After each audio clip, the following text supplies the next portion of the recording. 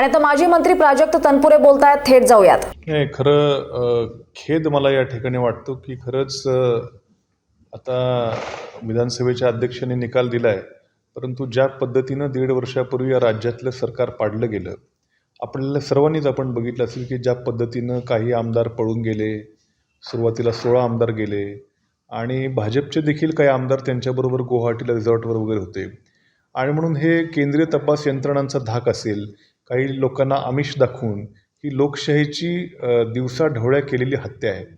आणि विधानसभा अध्यक्षांकडून आम्हाला खूप अपेक्षा होती की या महाराष्ट्राची ही जी परंपरा आहे ही त्या ठिकाणी राखली जाईल आणि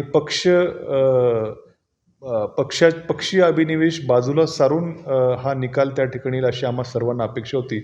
परंतु काहीतरी तांत्रिक बाबींवरती बोट ठेवून हे निकाल त्या ठिकाणी देण्यात आलेला आहे. अत्यंत खरं या महाराष्ट्रातली लोकशाहीवरती श्रद्धा असणारी सर्व जनता या निकालाने सर्वांचा खरं हिरमोड झालेला आहे.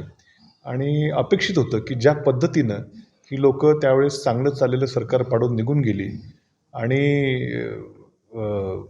एक महाराष्ट्राला खरं त्यावेळेस महाराष्ट्राला हा लागलेला कलंक होता ही घटना, जी पद्धतीने खरं सरकार पडलं गेलं आणि त्यामुळे ही आमदार सगळी 16 आमदार अपात्र होतील अशी सर्वांची त्या ठिकाणी धारणा होती की म्हणजे तांत्रिक कुठल्या गोष्टीमध्ये बघण्यापेक्षा नैतिकदृष्ट्या खरं आज आम्हाला, आता मी तर काय सखोल निकाल बघितलेला नाही, परंतु नैतिकदृष्ट्या मात्र ही आमदार खरं अपात्र होणं ही काळाची गरज होती. या राज्यातल्या देशातल्या लोकशाही आता कुठल्या वळणावर जाणार आहे हे कालच्या निकालावरनं खूप मोठं वळण खरं मी म्हणेल की घेतलेलं आहे. परंतु तरी देखील आम्हाला सुप्रीम कोर्टाकडनं आशा आहे हा कालचा निकाल बदलून सुप्रीम कोर्ट हे सगळे आमदारांना ह्या शिंदे गटाच्या आमदारांना अपात्र करेल अशी अजूनही आशा त्या ठिकाणी सुप्रीम कोर्टात अजूनही आमचा भरोसा आहे. या निकालाने राष्ट्रवादीच्या याच्यावर काही परिणाम होणार आहेत का?